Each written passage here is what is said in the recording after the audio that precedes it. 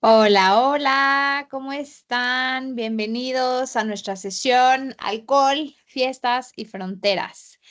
Gracias a los que están aquí, Ana Karen, Ana Lau, Mónica, Alma, bienvenidos a esta sesión. Me encanta que estén por aquí, me da mucho gusto que empecemos este jueves 19 después de la alarma sísmica y todo lo que haya venido. Para nuestra sesión Alcohol, Fiestas y Fronteras, tuve oportunidad de leer las edades de sus hijos. Sé que estamos entre los 9 y los 21 años. Es un espectro súper amplio y o sea, la media era 13 años, lo que me decía mi Excelito. Entonces, pues bienvenidas. Ya veo que están aquí, irán entrando más personas, las dejaré entrar. A veces la gente pregunta como, oye, ¿nos van a mandar la grabación? Sí, si te inscribiste, te va a llegar la grabación tan pronto acabe este video y les va a llegar a su correo electrónico. Ayúdenme a saber en el chat, escriban sus preguntas. ¿Qué dudas tienen? ¿Qué les gustaría llevarse de esta sesión? ¿Qué sería importante aprender? Me va a dar mucho gusto poder responder sus preguntas. Sé que es difícil hacer una sesión personalizada porque es un formato webinar, entonces yo no los puedo escuchar, no los puedo ver, pero pongan en el chat sus preguntas y sus respuestas. La verdad es que me emociona mucho hablar de este tema y pues vamos a empezar. Vamos a empezar. ¿Por qué esto es un problema? O sea, ¿por qué decidí hacer este webinar para ustedes? Algunas personas me han escrito para preguntarme, perdón, no sé si se escuchaba bien. Bueno, algunas personas me han escrito para preguntarme que si doy sesiones individuales, que si doy terapia. Sí lo hago, pero tengo ya muy poquito espacio. Entonces, preferí hacerlo en este formato, de uno a muchos y poder compartir lo que siempre comparto en mis redes sociales y en mis conferencias en colegios a muchas personas. Entonces, el tema del alcohol sé que es algo que nos preocupa a todos. Hace unos días me compartía mi mamá un video de Robert De Niro. Su nieto falleció a causa del fentanilo, porque le dieron una pastilla que estaba adulterada y pues murió. Esto del fentanilo, a ver, nadie va por la vida en la calle buscando fentanilo, ¿no? Llegan al fentanilo por error, porque están consumiendo otras sustancias. Y el alcohol normalmente es el puente. Es raro que una persona se inicie en ácidos o en marihuana o en cocaína sin haber pasado antes por el alcohol.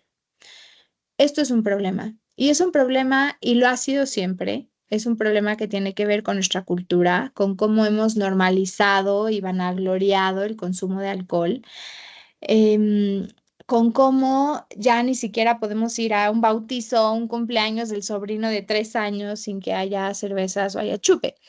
Y no es que yo tenga algo en contra del alcohol, no va por ahí. La verdad es que el tema del alcohol es una sustancia pues que hay que consumir con moderación si es que la consumes. Sino aquí es en qué momento el alcohol se volvió un dios, en qué momento ya no podemos salir o tener una reunión o inclusive un club de lectura, ¿no? Sin que haya alcohol. Y esto pues tiene consecuencias. Quienes no me conocen y no han estado en alguna de mis sesiones, pues les voy a contar un poco mi historia y por qué me dedico a esto. En la adolescencia tuve mi primer novio, era una persona alcohólica.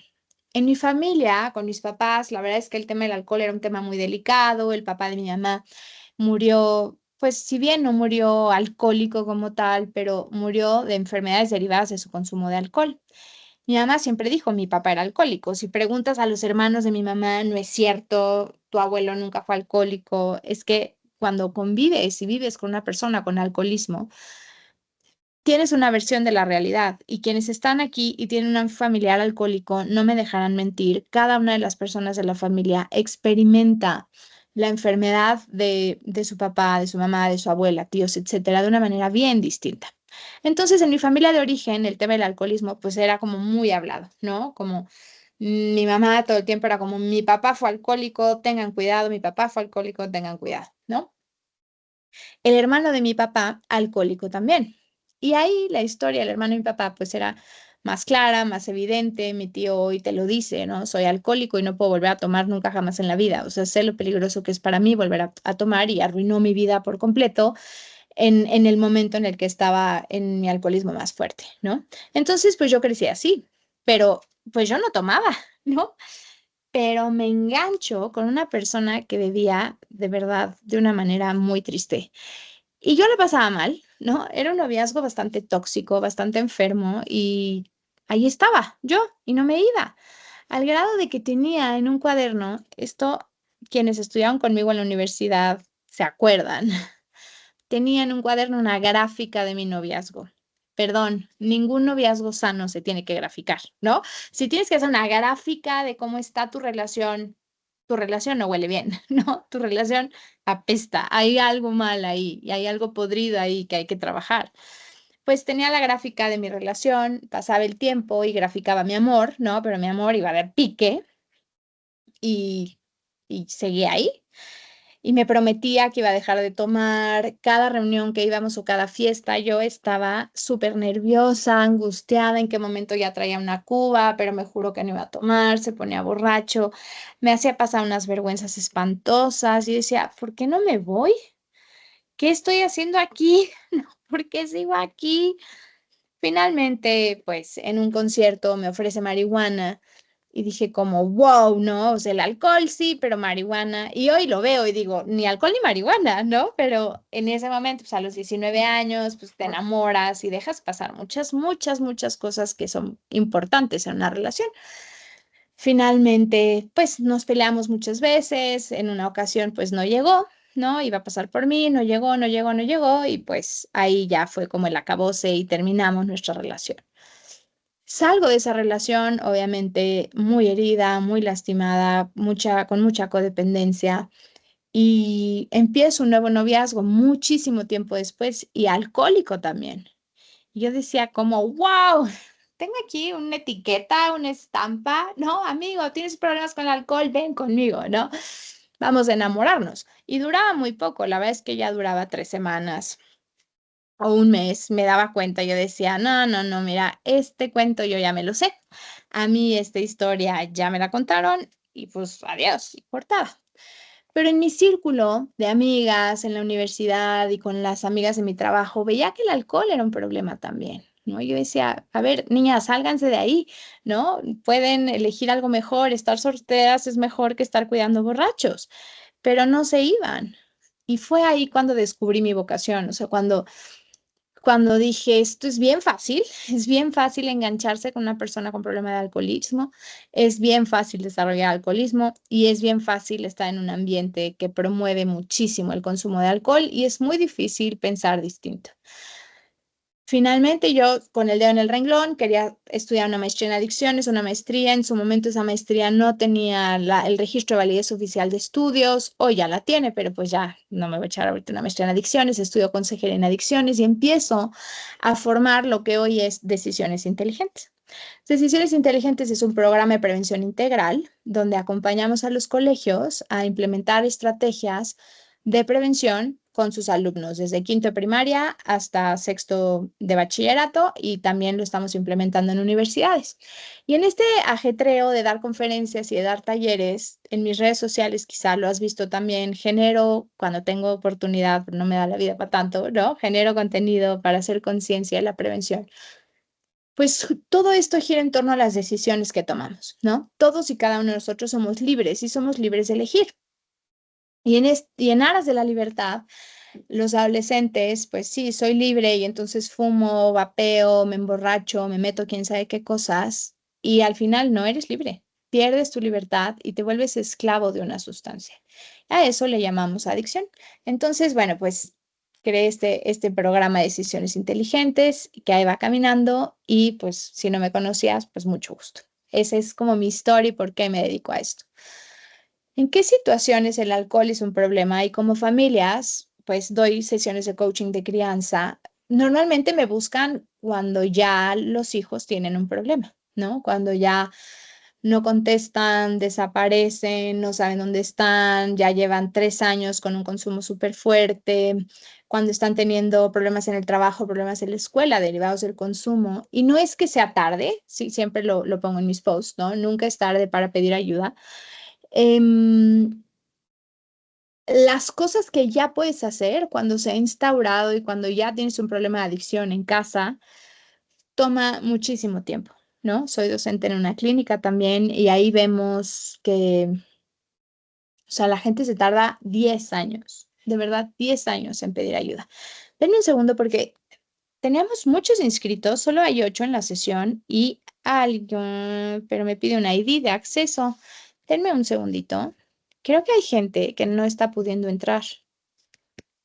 Úchala. A ver, ¿te llegó a tu mail?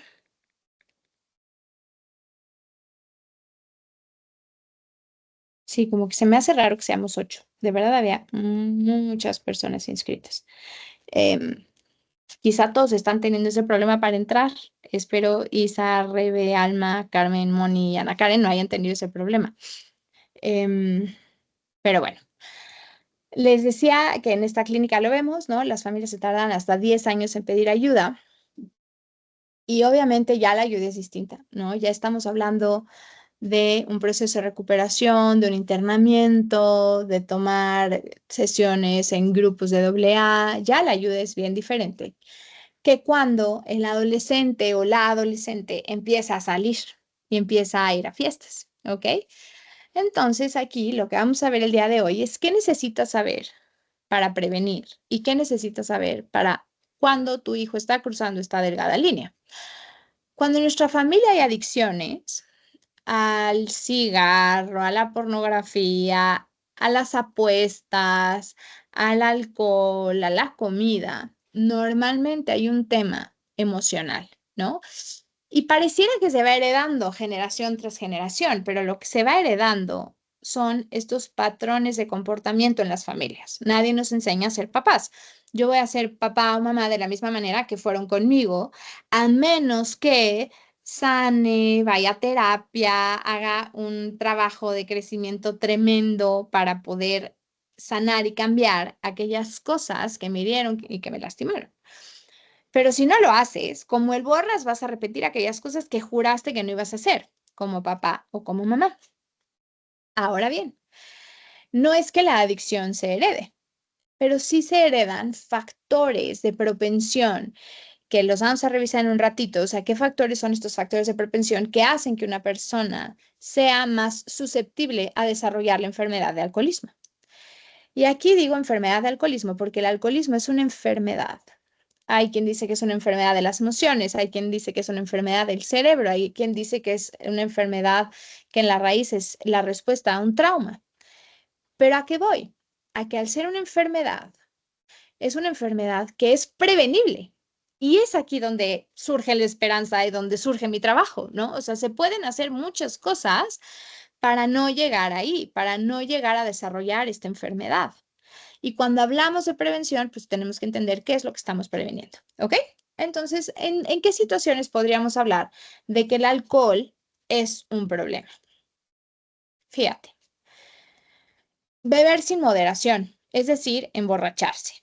Hubo un caso muy sonado en la Ciudad de México de un chavo de preparatoria que era su primera borrachera. Era su primera borrachera. Salió de una comida de estas de graduación que les hacen previas a la fiesta, salió de la comida y se estampó y atropelló a un policía. Oye, ¿ese niño es alcohólico? Pues no. Simplemente tuvo un consumo peligroso y se emborrachó. Eso no lo hace que tenga la enfermedad de alcoholismo. Pero ¿qué pasa? Bueno, desgraciadamente esta historia no acaba bien, ¿no? Porque además era su primera salida y cometió un delito, entonces todo mal, ¿no? Pero ¿qué pasa cuando la persona no tiene consecuencias y lo vuelve a hacer? Y cuando la persona busca emborracharse y busca beber sin esta moderación y busca siempre ese sentirse happy o ese sentirse embriagado, porque es así como se empieza un consumo problemático. No, no por una borrachera significa que ya eres alcohólico, que a veces esto a los alumnos siempre tienen esta duda, ¿no? Como, oye, Y si ya me he emborrachado, soy alcohólico, pues no, porque al ser una enfermedad, pues es una enfermedad progresiva, ¿no? Se empieza con poquito y luego va siendo peor. Hay gente, y no me dejarán mentir, que conocemos, que llevan toda una vida bebiendo y nunca han tenido un problema. Puede ser, puede ser. La verdad es que hay casos donde sí, quizá beben los fines de semana, no se emborrachan y la sustancia no es un problema. Claro que los hay, pero no todos. Y genéticamente no sabes cómo va a responder tu cuerpo. Entonces aquí el mensaje con nuestros hijos es explicarles cuáles serían las posibles consecuencias, porque a veces nadie les explica, ¿no? Y los mandamos a la fiesta, literalmente, a la guerra sin fusil, a sus primeros 15 años, a la reunión de no sé quién o a la fiesta del vecino, sin herramientas para no emborracharse, sin herramientas para saber decir que no, para manejar la presión social, para divertirse sin beber, pues es lo que todo el mundo hace, es lo que yo he visto en mi casa, es lo que yo he visto en las reuniones con mi familia, siempre hay alcohol, pues ya me toca, ¿no? Cumples 13, 14 años, empiezas a salir y es lo que normalmente creen los jóvenes, como que ya son grandes. Entonces, pues una de las características de la enfermedad del alcoholismo, pues es consumir sin moderación. Ahora, ¿qué otra característica es? Es este querer parar y no poder. Y aquí ya hablamos de un tema que tiene que ver con la voluntad, pero hablamos también con una modificación literalmente del cerebro, de la corteza prefrontal. Y esto es bien importante porque cuando empiezan a salir los chavos o empiezan a crecer, se nos hace muy fácil, ¿no? Aflojar en los permisos o ser un poquito laxos. Me acuerdo de una mamá que decía, Regina, ¿cómo le voy a decir que no? ¿No? ¿Cómo le voy a poner un alto? ¿Cómo le voy a decir que no a mi hijo? Y entonces cuando, ahí voy, algo le piqué a mi compu. Vista, galería, ok. Y entonces esta mamá me dice, es que ¿cómo le voy a decir que no? A mi hijo es el cuarto, o sea, es el cuarto hijo, ya sus hermanos ya salen. Cuando hay reuniones en la casa, pues le pongo su Bacardí. Oye, ¿y cuántos años tiene tu hijo? 12. 12. Beber antes de los 18 multiplica por 4 la probabilidad de desarrollar alcoholismo. Esta estadística es de la doctora Silvia Cruz Martín del Campo, del Instituto Nacional de Psiquiatría y del CINVESTAF. Ella es de las top investigadoras que tienen que ver con el tema de adicciones. A ver, los papás a veces no lo saben y piensan que es lo que sigue, ¿no? Y que hay que ser buena onda y entonces le tengo que dar permiso y entonces ¿cómo le voy a prohibir? Es el cuarto hijo, como sus hermanos sí toman y él no, pues así, pues así. ¿Por qué? Porque el cerebro no ha terminado de madurar, porque la corteza prefrontal, que es esta parte del cerebro que se va a encargar de la toma de decisiones, del juicio, de gestionar estos impulsos del cuerpo, ¿no? De hazlo ahora o espérate. Esta región del cerebro termina de madurar entre los 21 y los 25 años. Cuando tú metes alcohol, interfieres en la madurez de esta corteza prefrontal. Literalmente estás entorpeciendo la madurez propia del cerebro. Por eso, en este querer parar y no poder, las personas literalmente se ven incapacitadas para frenarse. Por eso cuando me ha pasado platicar con personas con problemas de adicción, dicen, es que Regina, llega un momento en el que literalmente quieres y no puedes. Y ya ni te das cuenta en qué momento perdiste, en qué momento acabaste adentro de un bar, en qué momento juraste que no lo ibas a hacer y te comprometiste a un chorro de cosas para no hacerlo. O inclusive gente que pierde la custodia de sus hijos o que pende de un hilo su trabajo, pende de un hilo su matrimonio. Y lo siguen haciendo. Lo siguen haciendo. ¿Por qué? Porque el cerebro se enferma, literalmente. El cerebro ya no tiene esta fuerza para gestionar y para lidiar con este impulso y este deseo de querer hacerlo. No sé si les ha pasado que sabes que no puedes comer chocolate o que no puedes comer papitas y tienes las papitas enfrente y y las vas a agarrar, pero sabes que no debes, pero entonces dices, a la fregada, y lo terminas haciendo. Claro, pero unas papitas no ponen en riesgo tu vida, no pende de un hilo tu trabajo, no pende de un hilo tu matrimonio, no pende de un hilo proyectos futuros. A eso le llamamos esta parte como de psicoactiva, ¿no? O sea, unas papitas o una Coca-Cola, pues no es una sustancia tan psicoactiva como lo pudiera ser el alcohol o la marihuana u otra sustancia psicoactiva. Entonces, por eso, pues lo minimizamos, ¿no? Pero en este querer parar y no poder, ¿por qué sucede? Porque literalmente esta corteza prefrontal está súper débil, súper débil. Entonces, esto da mucha impotencia cuando ves a tu familiar que se está literalmente tirando al barranco y lo has intentado salvar y le has prestado dinero y lo has ido a recoger a no sé dónde. Y has hecho mil cosas y sermones y platicas y le ruegas y le pides que por favor deje de tomar y ya te lo prometió. Y lo vuelve a hacer, lo vuelve a hacer. Tengo una alumna de mis sesiones, adorada, está casada con una persona con alcoholismo y me dice, Regina, le doy 15 días. O sea, lo más que ha durado son 15 días y son 15 días muy bonitos, ¿no? Donde no está tomando, donde va a su terapia, donde tal. A los 15 días cae. Oye, ¿cuánto tiempo llevas así? No, pues los últimos 3 años. ¿Y cuándo empezó? Nada, hace 25 años. Entonces, en este querer parar y no poder, pues es algo prevenible, que como papás nos debe de dar mucha esperanza cuando entendemos la enfermedad de la adicción, para decir, ¿cómo le hago? ¿Qué puedo hacer? No sé si han leído un libro maravilloso que se llama No te comas el malvavisco todavía. Es de un autor llamado Joachim Posada, y en este libro de No te comas el malvavisco todavía explica distintos experimentos y uno que se ha repetido en varias ocasiones, donde se les dice a los niños, son niños de 9 años más o menos, se les pone un malvavisco, un bombón, y les dicen, no te lo comas. No te lo comas, ¿ok?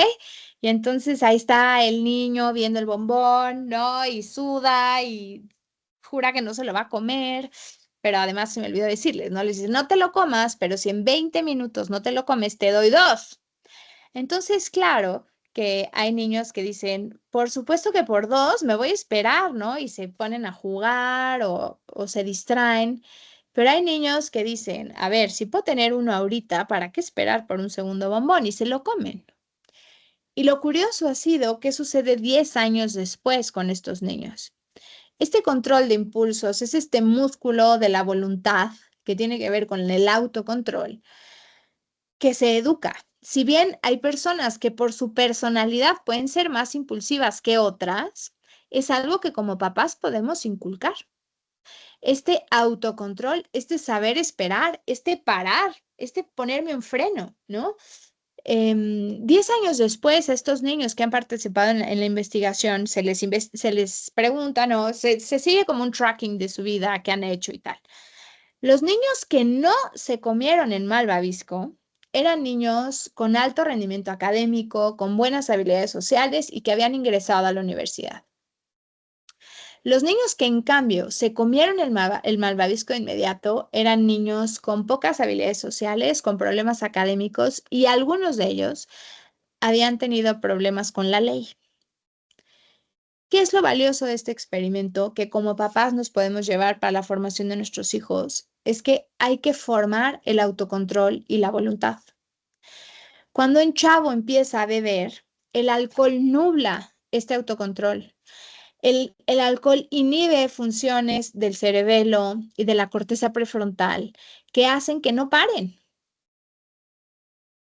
Y esto en la adolescencia puede ser muy gratificante porque está la dopamina a tope y me vale y me desinhibo y ¡woo! Sí, pero ¿qué pasa después?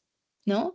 Y entonces viene esta culpa y que dije y perdón y la regué y o sea, impactas en tu ambiente. ¿Qué otra característica tiene la enfermedad de la adicción? Y en este caso, el tema del alcohol es la tolerancia. Necesitar cada vez más alcohol para emborracharse. Me acuerdo en uno de estos exnovios tortuosos de mi lista antes de encontrar el amor, pues uno de ellos llevaba 10 cubas 10 cubas. ¿Te puedes imaginar 10 cubas? Habíamos ido a cenar a 50 Friends, que son unas pizzas en San Ángel, y llevaba 10 y estaba entero. Cuando yo vi eso, dije, esta historia ya me la sé. 10 cubas y sigues entero significa que tienes muchísimo aguante. Y esto puede ser como un arma de doble filo con los chavos. ¿Por qué? Porque creen que tener aguante es más chido, es más cool, eres más macho, eres mejor, ¿no? O sea, qué cool que tienes aguante.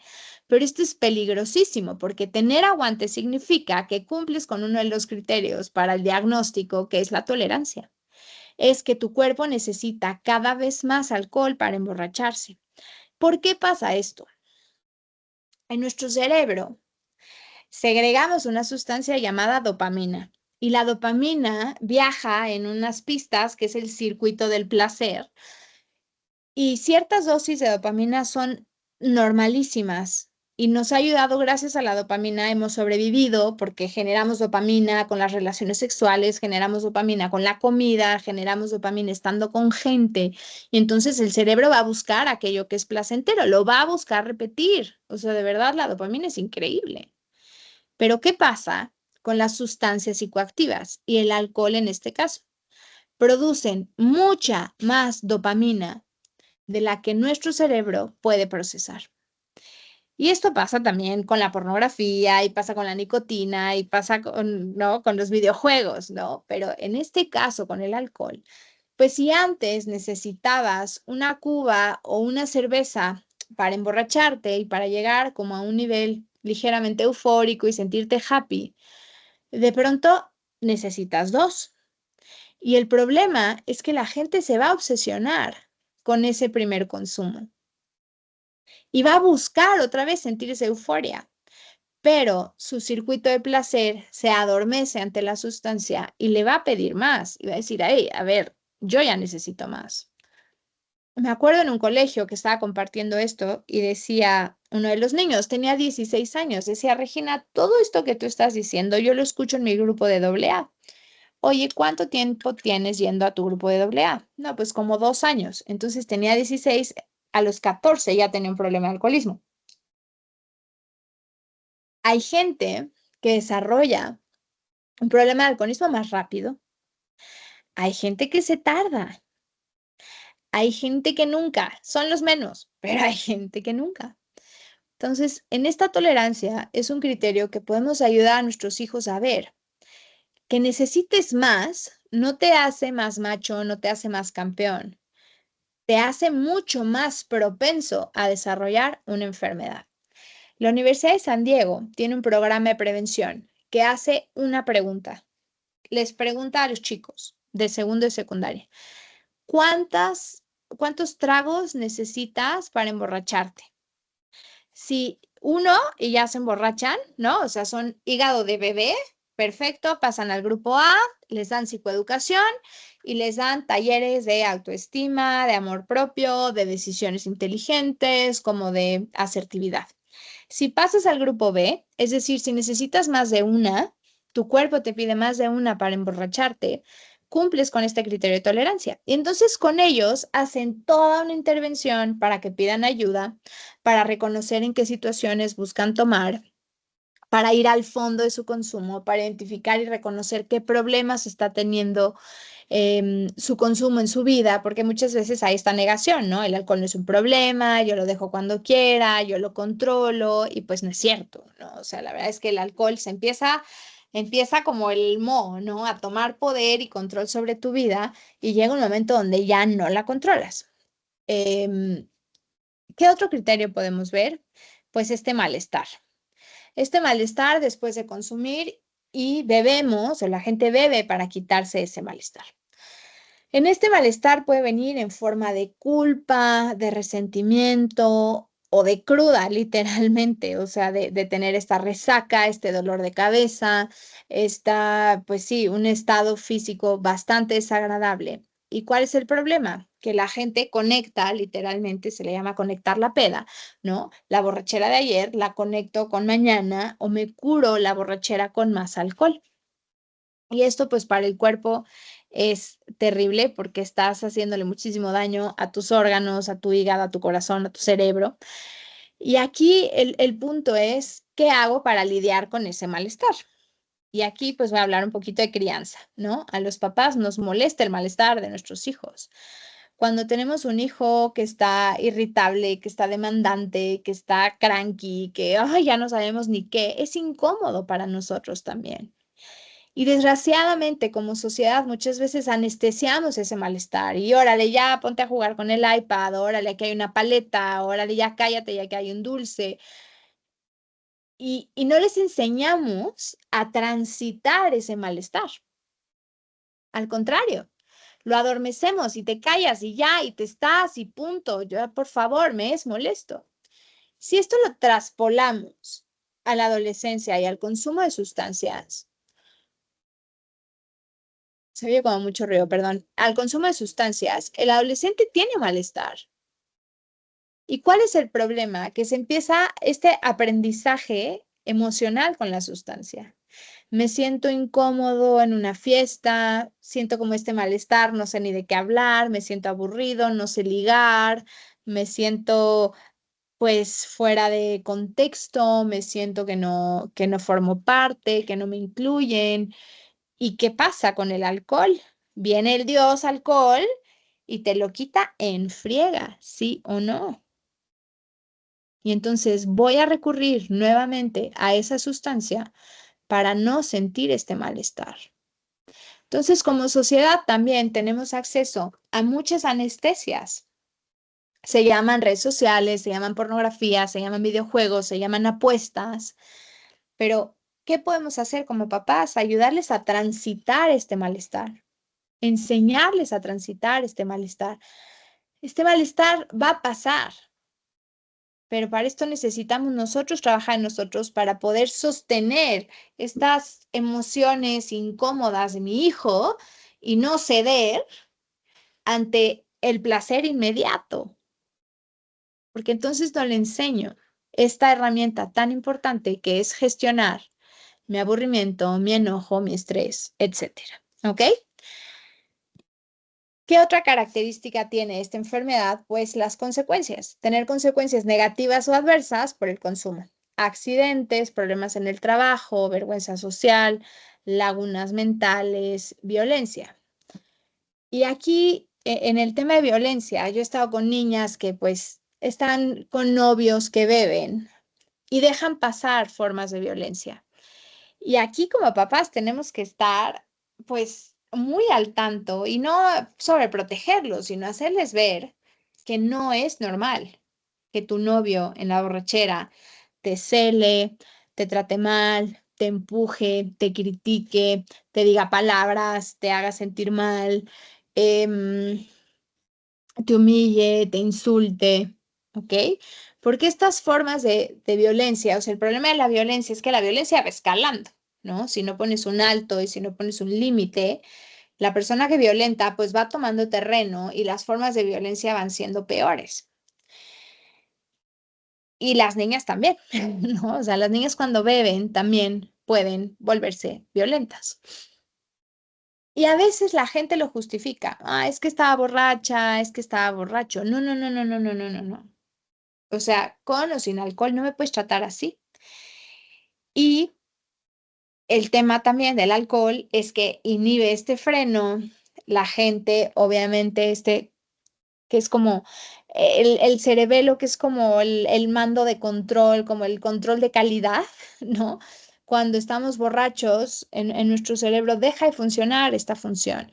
Entonces, la gente cuando está borracha, pues dice cualquier cosa y puede ser muy agresiva o puede ser muy hostil. Y no es que los niños y los borrachos siempre digan la verdad, no, es que dicen, pues un borracho va a decir lo que sea, porque este filtro del cerebelo que va a decir, hey, esto no es moralmente adecuado o esto no es socialmente correcto, ese filtro no funciona porque el alcohol lo adormeció. Entonces, también por eso es tan peligroso. Y en mis charlas con niños les digo, a ver, porfa, no estés con una persona que está borracha. Y esto es duro porque a veces, pues quien está borracho es el papá o la mamá o el tío que adoran, pero hacerles ver también que su vida corre peligro. Nuestra vida corre peligro cuando estamos junto a una persona que bebe, sí o sí. Y esto, pues también cuando nos subimos al coche con una persona que bebe. Yo me acuerdo en mi adolescencia que no les contaba a mis papás. Y esto por supuesto que es gravísimo, pero me pude haber muerto. O sea, me acuerdo con el hermano de una amiga que por supuesto que es alcohólico, venía en el periférico así, callejoneando y rebasando a todo el mundo y yo venía rezando. Y nunca se los conté a mis papás. Mi vida corría peligro. O sea, ¿qué tal que nos estampábamos o qué tal que alguien nos chocaba?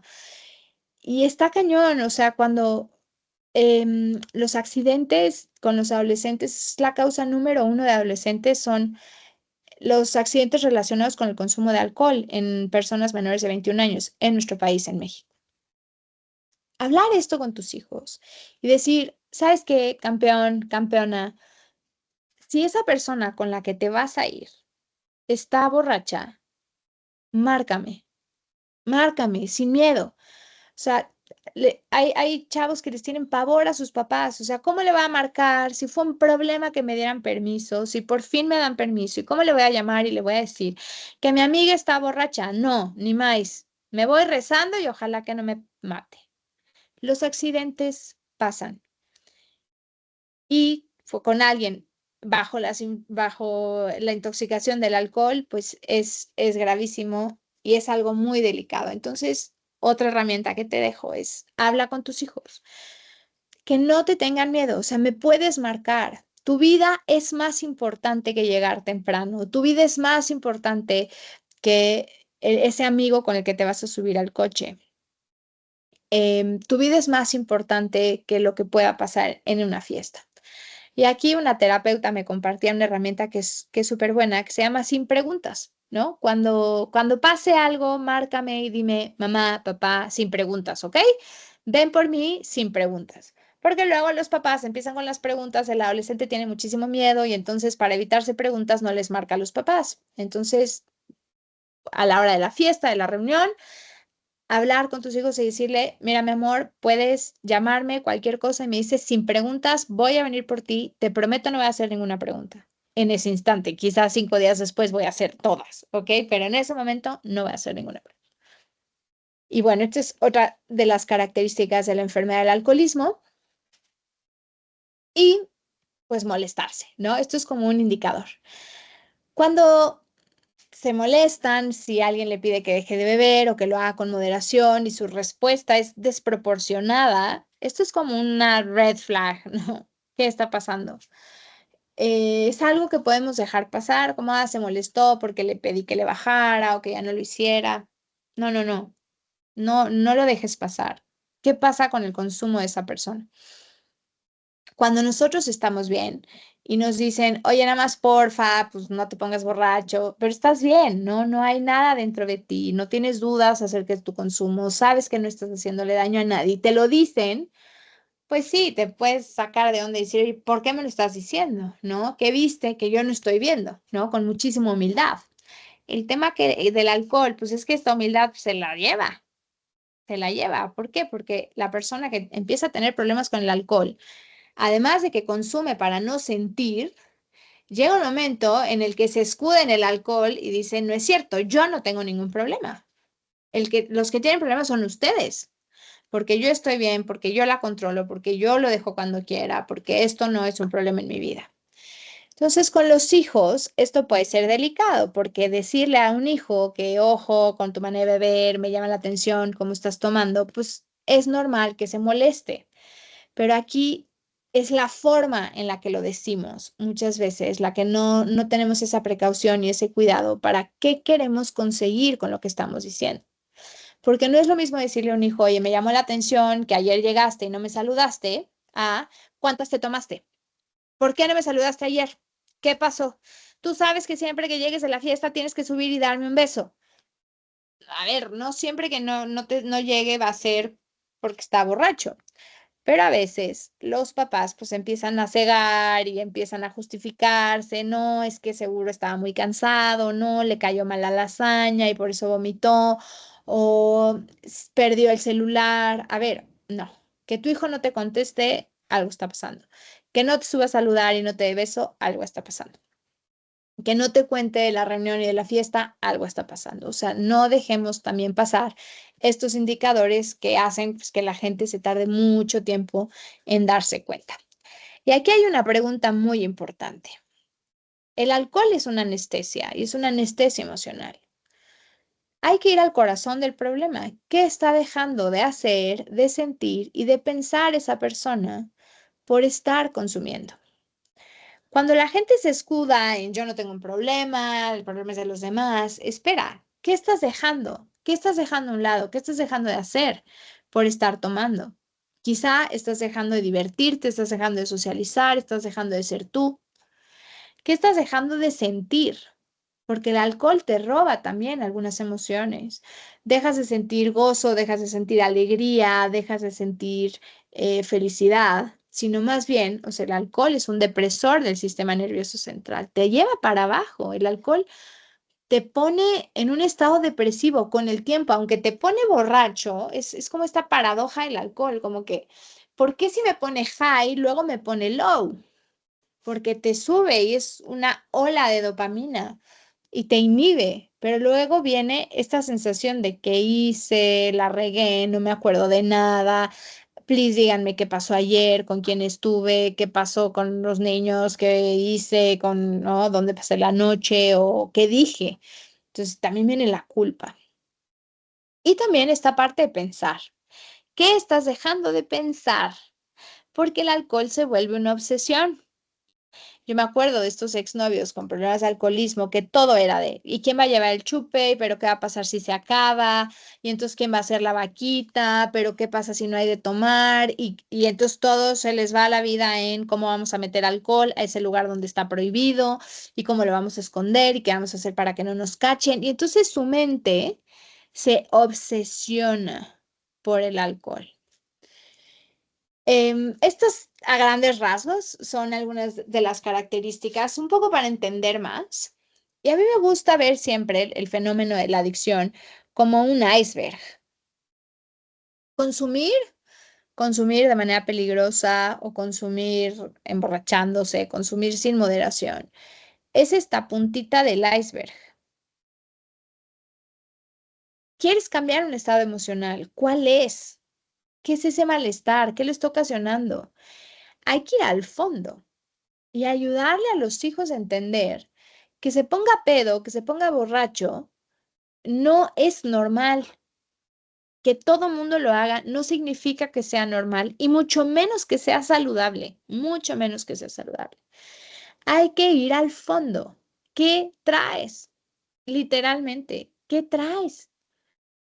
¿Cómo están tus emociones? ¿Cómo está tu tema de ansiedad, de amigos? Si te sientes que hay abandono, que hay violencia, depresión, problemas familiares, trauma. O sea, esta gráfica del iceberg siempre se las pongo a mis alumnos de consejería, porque doy clases en el programa de consejería, para formar a las personas que se van a dedicar al tema del tratamiento de adicciones o acompañar a personas que quieran dejar de consumir. Y normalmente en mis alumnos tengo muchas personas que tuvieron un problema de abuso de sustancias y hoy quieren ayudar a otras personas. Y siempre que pongo este iceberg, salen cosas como muy duras. Beber y el tema del alcohol sin duda está socialmente aceptado, pero estamos normalizando algo que tiene consecuencias muy graves para la salud, que tiene consecuencias para las familias. Y beber es solo un síntoma de muchas cosas que hay abajo. Y aquí es cuando decimos, ¿qué tenemos que hacer entonces para prevenir? ¿No? Porque si esto es el problema, pues la prevención no es solo una conferencia en un colegio, es trabajar todo lo que está debajo del iceberg. Desarrollar habilidades socioemocionales, desarrollar habilidades para manejar la ansiedad, desarrollar habilidades sociales, desarrollar habilidades cognitivo-conductuales para lidiar con pensamientos intrusivos, Desarrollar habilidades de comunicación libre de violencia, trabajar con las familias, ¿no? Porque muchas veces las familias, pues pensarías que son perfectas. Claro que no, no hay familias perfectas. Hay familias más funcionales que otras, pero cuando hay disfunción familiar, híjole, hay que echar un montón para ayudar a las familias a que tengan una comunicación libre de violencia, una resolución de conflictos de la manera más sana posible. Y por supuesto, prevenir y sanar el trauma. Pero aquí habrá situaciones de trauma, ¿no? Como la migración o como los fenómenos naturales, pues que no los vamos a prevenir y que dejan una huella en la persona. Pero hay temas de trauma que sí se pueden prevenir, como el abuso sexual infantil, que sí se pueden prevenir como la violencia intrafamiliar, que sí se pueden prevenir como, este, híjole, educando, ¿no? A los papás, que luego me encanta que estén aquí, la verdad, porque a veces los papás son los primeros, ¿no? Que no, y que no se dejan educar.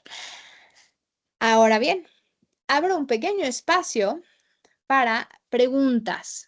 Ya casi terminamos nuestra sesión. Escriban en el chat. Tienen una PIR en su chat. Aprovechen para hacer preguntas. ¿Qué dudas les surgen? Porque este tema es como muy amplio. Yo puedo hablar de este tema un buen rato. Pero no sé si tienen alguna duda que quieran responder.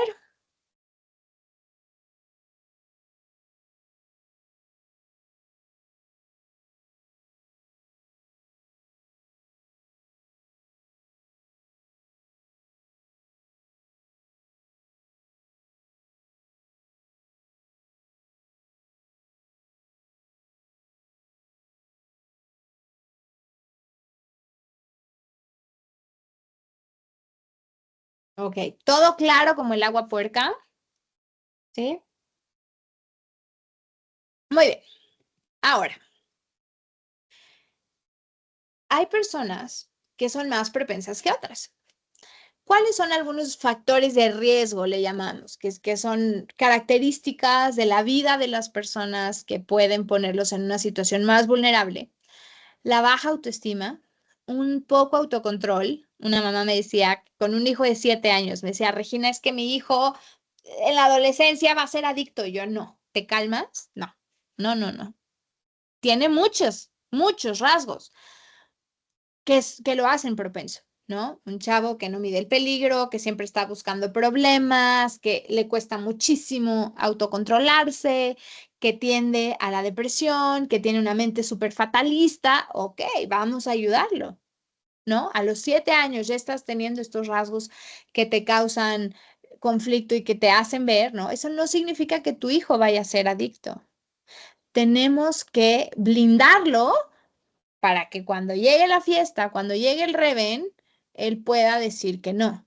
Entre más posterguemos el inicio del consumo del alcohol, mejor. ¿Qué otro factor de riesgo? Personas que tienden a la depresión, aunque en nuestro linaje familiar hay depresión, pues tenemos ese factor de riesgo.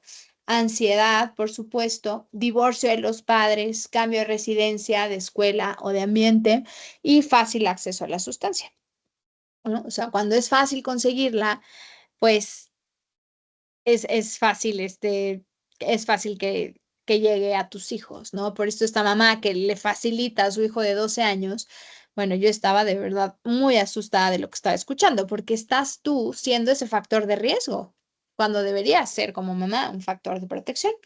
¿Qué podemos hacer para prevenir? Pues esto es como el combo, ¿no? Poner límites desde el amor, tener una comunicación muy abierta, muy cercana con nuestros hijos, crianza positiva. Las herramientas que te da la crianza positiva son muy efectivas y se ha visto en el largo plazo que educar y aprender a llevar disciplina positiva, crianza respetuosa en la familia, ayuda muchísimo a desarrollar habilidades socioemocionales que después son un factor de protección y trabajar muchísimo en la conexión y en el vínculo con los hijos. Si se fijan, pues esto no es fácil, ¿no? No es fácil si yo no sé lidiar con el tema de la conexión y de los vínculos con mis hijos. ¿Cómo trabajar con los maestros? Muy bien. ¿Cómo trabajar bajo autoestima y el autocontrol de nuestros hijos? Sobre todo si a uno de los papás les cuesta trabajo ese tema. Ok, fíjate, Cristian, el tema de los maestros, yo creo que los maestros aquí En los programas que yo doy en colegios, hago mucho hincapié al maestro, como tú eres esa tabla de salvación muchas veces en la vida de los alumnos.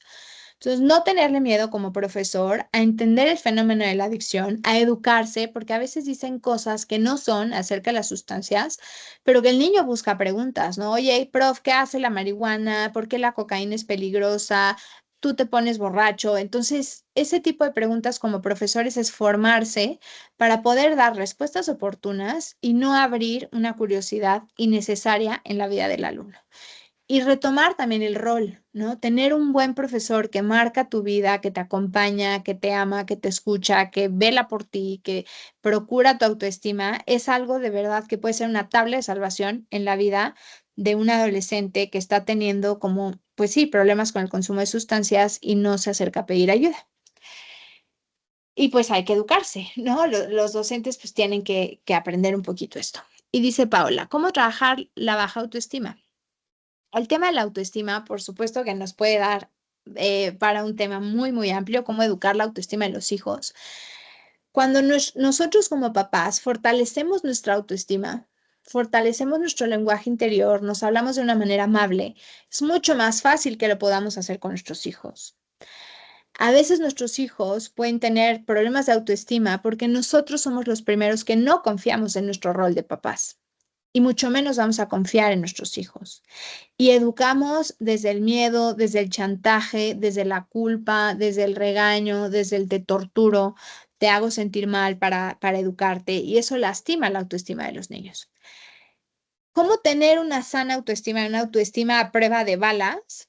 Tiene mucho que ver con el lenguaje interior, con lo que me digo a mí mismo. O sea, aquí, Pau, yo te invitaría a que reflexiones qué dices normalmente cuando se tira la leche, cuando las cosas no salen bien, cuando traen malas calificaciones, cuando se equivocan.